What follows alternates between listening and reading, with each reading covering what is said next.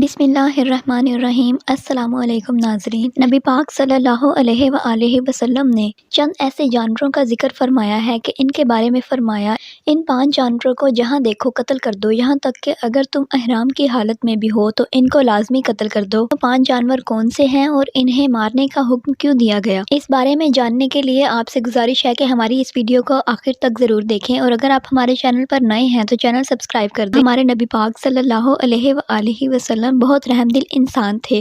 یہی وجہ ہے کہ آپ کی تعلیمات میں جہاں جانوروں کو مارنے کا حکم دیا گیا وہاں بھی احسان کا حکم دیا گیا ہے، یعنی جانور کو قتل ضرور کرو لیکن انہیں زیادہ تکلیف مت دو۔ جیسا کہ حضور اکرم صلی اللہ علیہ وآلہ وسلم نے ایک جانور کو آگ سے جھلسا دیکھا تو فرمایا، کسی کے لیے یہ بات مناسب نہیں کہ وہ جانور کو تکلیف پہنچائے سوائے آگ کے پیدا کرنے والے کو۔ حضرت ابو ہریرہ فرماتے ہیں کہ حضرت محمد صلی اللہ علیہ وآلہ وسلم نے ارشاد فرمایا، جو شخص گرگٹ کو ایک ہی وار میں مار ڈالے اس کے لیے 100 نیکیوں کا ثواب ہے، دوسرے وار میں اس سے کم اور تیسرے وار میں اس سے بھی کم نیکیاں لکھی جائیں گی۔ بروایت صحیح مسلم۔ جہاں جانوروں کو مارنے کا کہا گیا ہے وہیں یہ بھی حکم ہے کہ اسے ایک ہی وار میں مارنے کی کوشش کرو تاکہ اسے تکلیف نہ ہو۔ روایات میں آتا ہے کہ نبی پاک صلی اللہ علیہ وآلہ وسلم نے ارشاد فرمایا، جانوروں کی 5 قسمیں ہیں جو سب کے سب موذی ہیں، جنہیں حالت احرام میں بھی مارا جا سکتا ہے۔ وہ 5 جانور: سانپ، بچھو، جنگلی چوہے، درندے اور شکوے۔ صحیح البخاری و مسلم۔ ابن ماجہ میں حضرت عائشہ کی حدیث میں بچھو کی بجائے سانپ کا لفظ استعمال کیا گیا ہے، چنانچہ وہ فرماتی ہے کہ نبی پاک نے ارشاد فرمایا کہ جو جانور موذی ہیں انہیں ہر جگہ اور ہر حالت میں قتل کر دیا جائے۔ سیاہ و سفید کوا، چوہا، کاٹنے والا کتا اور چیل۔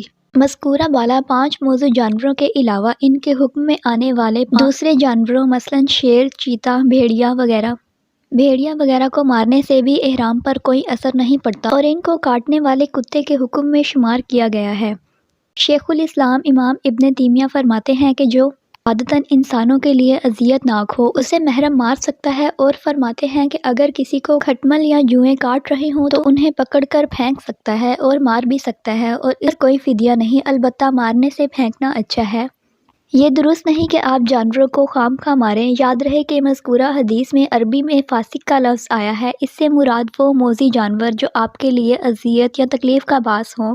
نبی پاک صلی اللہ علیہ وآلہ وسلم نے اس صفت کو بیان علت کے لیے یہاں ذکر کیا ہے۔ یہ علت بتا رہی ہے کہ تمام جانداروں کی زندگی کا احترام کیا جائے، لیکن جب کوئی جانور ہمارے لیے فاسق یا اذیت اور جان و مال کے نقصان کا باعث بننے لگے تو اسے مار بھگایا بھی جا سکتا ہے، اور اگر اس کی اذیت سے بچاؤ ممکن نہ ہو تو اسے جان سے بھی مارا جا سکتا ہے۔ یہی اجازت حاجی اور معتمر کے لیے ہے۔ جو جانور موذی نہیں ہے لیکن تنگ کرنے والے ہیں انہیں صرف مار بھگانا ہی درست ہے۔ مسند احمد کی روایت میں آپ صلی اللہ علیہ وآلہ وسلم کا فرمان نقل ہوا ہے جس کا ترجمہ ہے کہ محرم کوے کو بس کنکر مارے، جان سے نہ مارے۔ شکار اور کسی بھی زندہ جانور کو مارنے سے منع کیا گیا ہے۔ موذی جانوروں کو مارنے سے کوئی کفارہ یا فدیہ لازم نہیں۔